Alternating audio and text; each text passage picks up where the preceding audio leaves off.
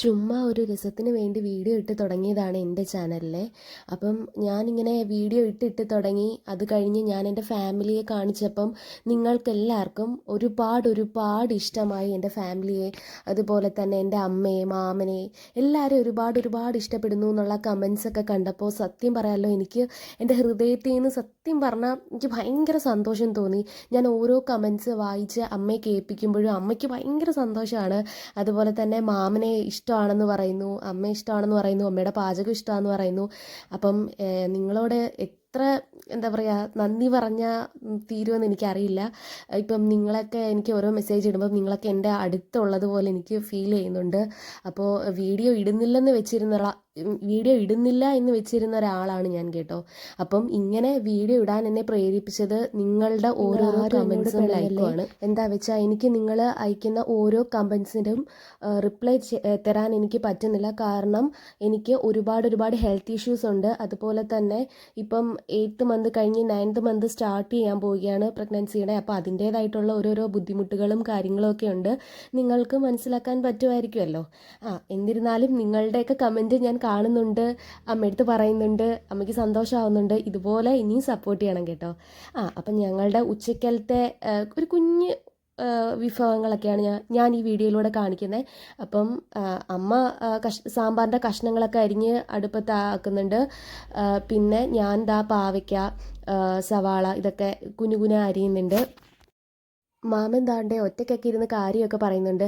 എന്താ വെച്ചാൽ ഇങ്ങനെ ഇടയ്ക്കിടയ്ക്കൊക്കെ ഉള്ളതാ. മാമൻ്റെ വിചാരം അടുത്ത് ആരൊക്കെയുണ്ട്, അപ്പോൾ ഇങ്ങനെ ഇരുന്ന് ഓരോന്നൊക്കെ പറയുന്നതാ. ചില സമയത്ത് ഞാൻ കളിയാക്കാറൊക്കെ ഉണ്ട് കേട്ടോ.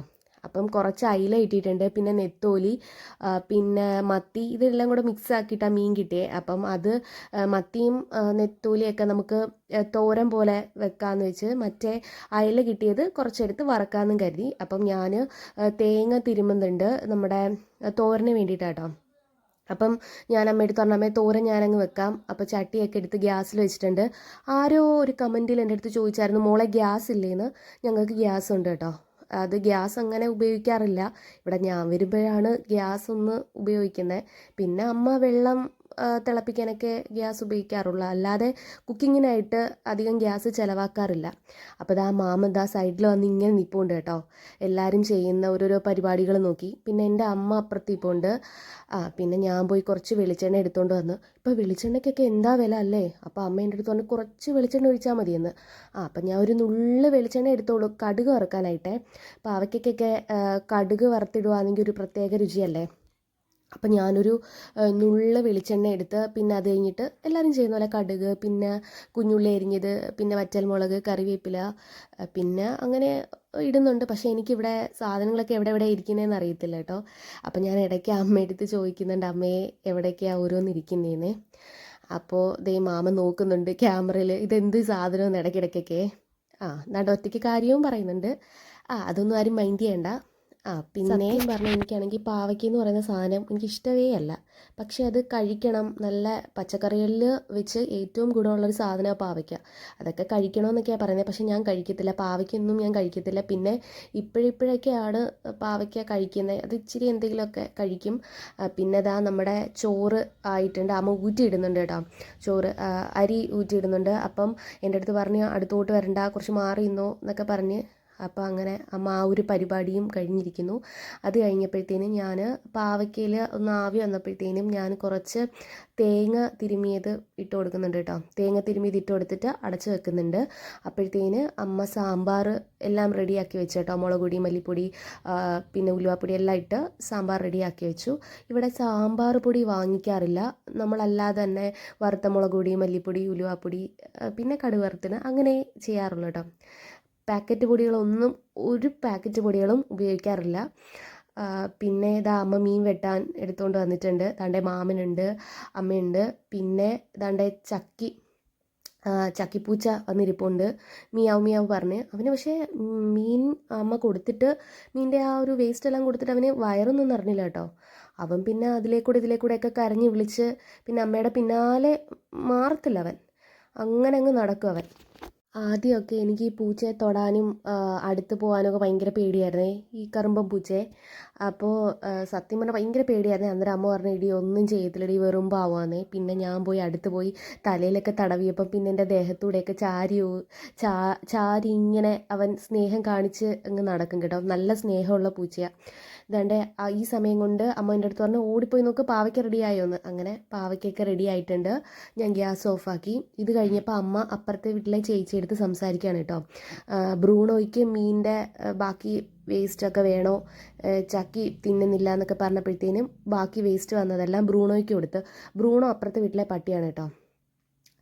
അപ്പോൾ മീൻ വെട്ടി കഴിയുന്നവരെ അമ്മയുടെ പിന്നാലേന്ന് മാറത്തില്ല ചക്കി. അവനാണെങ്കിൽ അമ്മയുടെ പിന്നാലെ എപ്പോഴും എന്നും അടുത്ത് വരും, മീനുണ്ടോ ചോദിച്ചേ. അപ്പോൾ അവന് മീൻ വേണം. ദാണ്ടെ കുഞ്ഞമ്മത്തിയും പിന്നെ അതുപോലെ തന്നെ നെത്തോലിയും കിട്ടിയിട്ടുണ്ട്. പച്ചമുളക്, പിന്നെ ഉള്ളി, പിന്നെന്താ തേങ്ങ, ഇഞ്ചി ഇതെല്ലാം കൂടി ഇട്ട് നല്ലപോലെ തിരുമ്മി മഞ്ഞപ്പൊടിയും എല്ലാം ഇട്ട്, മഞ്ഞപ്പൊടി ഒരു നുള്ളു മുളക് പൊടിയൊക്കെ ഇട്ടിട്ട് അമ്മ നല്ല കാന്താരി മുളക് ഇട്ടാണ് വെക്കുന്നത് കേട്ടോ. അപ്പോൾ ഇച്ചിരി എരി ഇരുന്നോട്ടേന്ന്. ഇത് എരിയില്ലാത്ത മുളക് പൊടിയാണേ. അപ്പം നമ്മ കൈകൊണ്ട് നല്ലപോലെ തിരുമ്മി വെക്കുന്നുണ്ട്. നല്ല ടേസ്റ്റാണ് ഇങ്ങനെ വെക്കുന്നത്. എനിക്ക് ഭയങ്കര ഇഷ്ടമാണ്. അപ്പം ഞാൻ വന്നു കഴിഞ്ഞാൽ നെത്തോലി ഉണ്ടെങ്കിൽ ഇവിടെ ഇങ്ങനെ തോരൻ വെക്കും. അപ്പം അങ്ങനെ അമ്മ ചടപടയുന്ന എല്ലാ പണികളും തീർക്കുന്നുണ്ട് കേട്ടോ. നേരത്തെ പണിയെല്ലാം തീർത്ത് വെച്ചിട്ട് എവിടെയെങ്കിലും ഇങ്ങനെ ഇരിക്കാനാട്ടോ, ഞങ്ങൾക്ക് കാര്യം പറയാനായിട്ടേ. അപ്പം നേരത്തെ പണിയൊക്കെ ഒതുക്കി വെച്ചിട്ട് ഇങ്ങനെ ഇരിക്കും. എന്നിട്ട് ഞങ്ങൾ കാര്യം പറയും. അങ്ങനെയാണ്. അപ്പോൾ ഇത് അടുപ്പത്തായിട്ടുണ്ട്. ഈ സമയം കൊണ്ട് അമ്മ, ഞാൻ പറഞ്ഞില്ലേ അയില വറക്കാനായിട്ട് മാറ്റി വെച്ചിട്ടുണ്ടെന്ന്, ഈ സമയം അമ്മ ദാണ്ടെ മുളക് പൊടി, മല്ലിപ്പൊടി, കുരുമുളക് പൊടി, കുറച്ച് വെള്ളം, ഉപ്പ് ഇതെല്ലാം കൂടെ ചേർത്തിട്ട് ദാണ്ടെ മീനിനുള്ള മസാല തയ്യാറാക്കുന്നുണ്ട് കേട്ടോ.